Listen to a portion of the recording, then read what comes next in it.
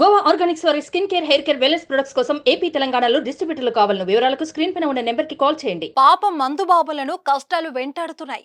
Monday ఎండలో చల్లటి బీర్లు దొరకడం లేదని ఇప్పటికే తాగుబోతు సంఘాలు నిరసనలు, ఆందోళనలు చేస్తుంటే తాజాగా వారికి మరో షాక్ తగిలింది. 2 రోజుల పాటు మద్యం షాపులు బంద్ కానున్నాయి.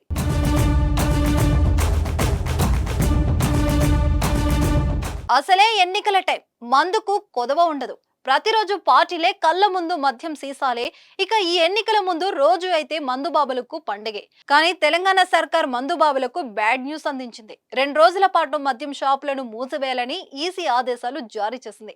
మే 11వ తేదీ సాయంత్రం 6 గంటల నుంచి పోలింగ్ రోజైన మే 13న సాయంత్రం 6 గంటల వరకు రాష్ట్ర వ్యాప్తంగా ఉన్న వైన్ షాపులు, బార్లు మూసివేయాలని ఉత్తర్వులు జారీ అయ్యాయి. 2 రోజుల పాటు డ్రై డేగా ప్రకటించారు. ఎన్నికల ఫలితాల వెల్లడయ్యే రోజు జూన్ 4న కూడా వైన్ షాపులు మూసివేయాలని ఎక్సైజ్ శాఖ ఉత్తర్వులు జారీ చేశారు.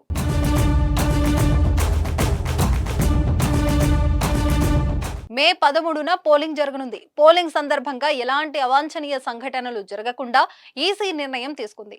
ఆ 2 రోజుల హైదరాబాద్తో పాటు వివిధ జిల్లాలు, నగరాల్లో బార్లు, కళ్ళు కాంపౌండ్ కూడా మూతబడనున్నాయి. ఎవరైనా దొంగతనంగా మద్యం విక్రయిస్తే కఠిన చర్యలు తీసుకుంటారు. తెలంగాణలో ఎన్నికల నిర్వహణకు ఏర్పాట్లు జరుగుతున్నాయి. రాష్ట్ర వ్యాప్తంగా 35,809 పోలింగ్ కేంద్రాల ఏర్పాటు చేశారు. అలాగే 23,500 మంది ఉద్యోగులను ఎన్నికల సిబ్బందిగా నియమించారు.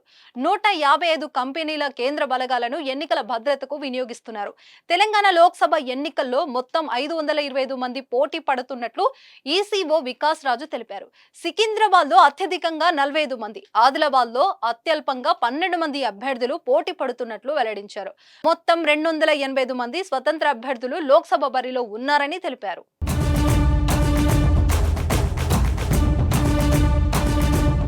సుమన్ టీవీలో మీ పర్సనల్ అండ్ బిజినెస్ ప్రమోషన్స్ కోసం కింది నెంబర్కి కాంటాక్ట్ చేయండి.